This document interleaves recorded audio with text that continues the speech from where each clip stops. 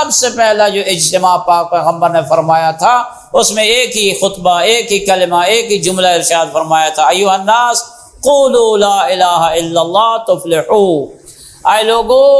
کہہ دو کہ اللہ کے سوا کوئی اور معبود نہیں ہے، اور آپ کے اس کہنے سے مجھے کوئی فائدہ نہیں ہوگا، اللہ کو بھی کوئی فائدہ نہیں ہوگا، تفلحوا، آپ کامیاب ہو جاؤ گے، آپ کی آخرت سنور جائے گی اور دنیا بھی کامیابی اور کامرانی کے ساتھ گزرے گی۔ پس اس آیت، اس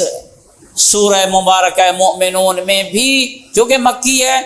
اہل ایمان کی صفات بیان ہوئے۔ مومن ہے کون؟ فقط جو زبانی کلامی کہہ دیتا ہے وہی مومن ہو جاتا ہے، لا الہ الا اللہ محمد رسول اللہ علی ولی اللہ، مجلس میں آ کے 10-15 نعرے لگا لے وہی مومن ہو جائے گا۔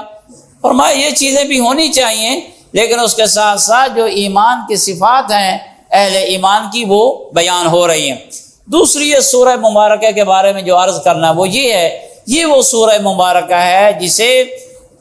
مولا متقیان امیر المؤمنین علی بن ابی طالب علیہ الصلوۃ والسلام نے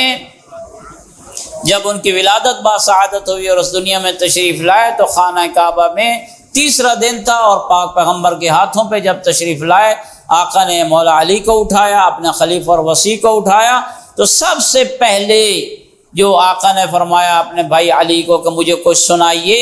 تو اس وقت آقا نے فرمایا توریت سننا چاہتے ہو تو توریت سناتا ہوں، انجیل سننا چاہتے ہیں تو انجیل سناتا ہوں، زبور سننا چاہتے ہیں تو زبور سناتا ہوں، اور قرآن سننا چاہتے ہیں تو قرآن سناتا ہوں۔ تو اس وقت پاک پیغمبر نے جب زبان اپنی مولا علی کو چسوائی تھی تو اس وقت علم منتقل ہوا، تو اس وقت مولا متقیان کو جب کہا رسول اکرم نے کہ قرآن کی کچھ آیات سنائیے، تو مولا متقیان نے جن آیات قرآنیہ کی تلاوت کی تھی وہ یہی سورہ المؤمنون کی پہلی 10 آیات کی تلاوت کی تھی،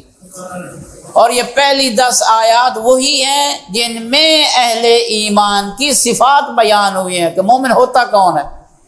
یہ وہ سورہ مومنون ہے، اور عام طور پہ علماء تاکید بھی کرتے ہیں کہ اہل ایمان کو جہاں سورہ یاسین کی تلاوت کرنی چاہیے، ملک کی تلاوت کرنی چاہیے، دیگر صورتوں کی تلاوت، واقعہ کی تلاوت کرنی چاہیے، وہاں سورہ مومنون کو بھی بار بار تلاوت کریں۔